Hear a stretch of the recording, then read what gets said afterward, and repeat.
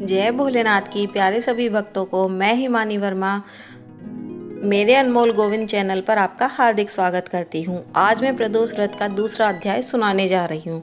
सोम त्रयोदशी प्रदोष व्रत। सूत जी बोले, हे ऋषिवरों, अब मैं सोम त्रयोदशी व्रत का महात्म वर्णन करता हूँ। इस व्रत के करने से शिव पार्वती प्रसन्न होते हैं। प्रातः स्नान आदि कर शुद्ध पवित्र हो शिव पार्वती का ध्यान करके पूजन करें और अर्घ दें।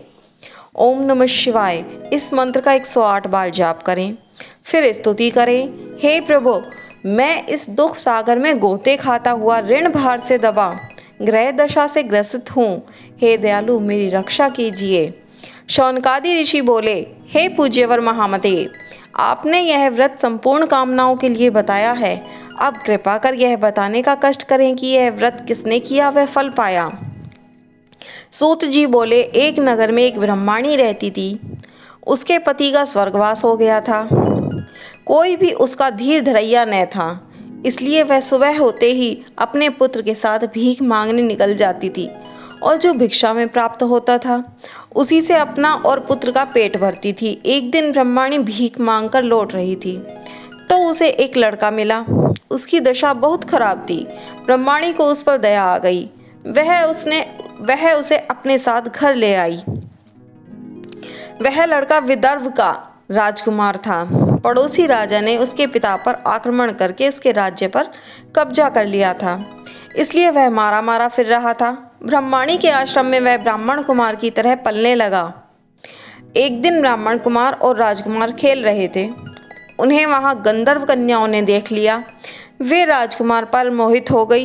ब्राह्मण कुमार तो घर लौट आया, लेकिन राजकुमार अंशुमती नामक गंधर्व कन्या से बात करता रह गया। दूसरे दिन अंशुमती अपने माता पिता को राजकुमार से मिलाने के लिए ले गई। उनको राजकुमार पसंद आ गया। कुछ ही दिनों बाद अंशुमती के माता पिता को शंकर भगवान ने स्वप्न में आदेश दिया कि वे अपनी कन्या का विवाह राजकुमार से कर दें। फलतः उन्होंने अंशुमती का विवाह राजकुमार से कर दिया। ब्रह्माणी को ऋषियों ने आज्ञा दे रखी थी कि वह सदा प्रदोष व्रत करती रहे। उसके व्रत के प्रभाव और गंधर्व राज की सेनाओं की सहायता से राजकुमार ने विदर्भ से शत्रुओं को मार भगाया और अपने माता पिता के राज्य को पुनः प्राप्त कर वहां आनंद पूर्वक रहने लगा। राजकुमार ने ब्राह्मण को अपना प्रधानमंत्री बनाया। राजकुमार और ब्राह्मण कुमार के दिन जिस प्रकार ब्रह्माणी के प्रदोष व्रत की कृपा से फिरे, उसी प्रकार शंकर भगवान अपने दूसरे भक्तों के दिन भी फेरते हैं। तभी से प्रदोष व्रत का संसार में बड़ा महत्व है। शौनक ऋषि सूत जी से बोले, दया करें, अब आप मंगल प्रदोष की कथा का वर्णन कीजिए। तो आइए आज हम मंगल त्रयोदशी प्रदोष व्रत की कथा का भी वर्णन करते हैं। तो चलिए सुनते हैं। सूत जी बोले, अब मैं मंगल त्रयोदशी प्रदोष व्रत का विधि विधान कहता हूँ। मंगलवार का दिन व्याधियों का नाशक है। इस व्रत में एक समय व्रती को गेहूं और गुड़ का भोजन करना चाहिए। देव प्रतिमा पर लाल रंग का फूल चढ़ाना और स्वयं लाल वस्त्र धारण करना चाहिए। इस व्रत के करने से मनुष्य सभी पापों और रोगों से मुक्त हो जाता है। इसमें किसी प्रकार का संशय नहीं है। अब मैं आपको उस बुढ़िया की कथा सुनाता हूँ जिसने यह व्रत किया व मोक्ष को प्राप्त हुई। अत्यंत प्राचीन काल की घटना है। एक नगर में एक बुढ़िया रहती थी। उसके मंगलिया नाम का एक पुत्र था। वृद्धा को हनुमान जी पर बड़ी श्रद्धा थी। वह प्रत्येक मंगलवार को हनुमान जी का व्रत रखकर यथाविधि उनका भोग लगाती थी।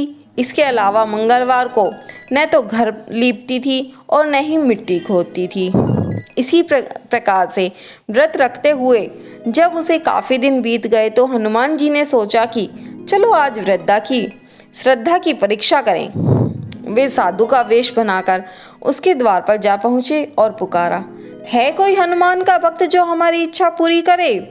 वृद्धा ने यह पुकार सुनी तो बाहर आई और पूछा कि महाराज क्या आज्ञा है? साधु वेशधारी हनुमान जी बोले कि मैं बहुत भूखा हूँ, भोजन खाऊंगा, तू थोड़ी सी जमीन लीप दे। वृद्धा बड़ी दुविधा में पड़ गई।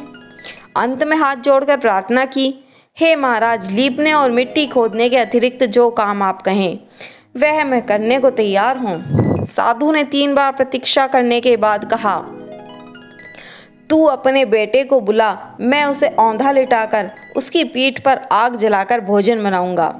वृद्धा ने सुना तो उसके पैरों तले की धरती खिसक गई, मगर वह वचन हार चुकी थी।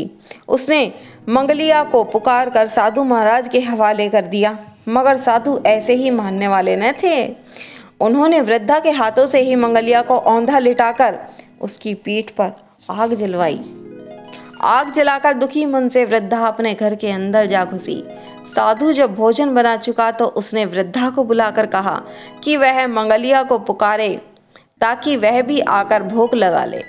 वृद्धा आंखों में आंसू भरकर कहने लगी कि अब उसका नाम लेकर मेरे हृदय को और न दुखाओ। लेकिन साधु महाराज ने माने तो वृद्धा को भोजन के लिए मंगलिया को पुकारना पड़ा। पुकारने की देर थी कि मंगलिया बाहर से हंसता हुआ घर में दौड़ा आया। मंगलिया को जीता जागता देखकर वृद्धा को सुखद आश्चर्य हुआ।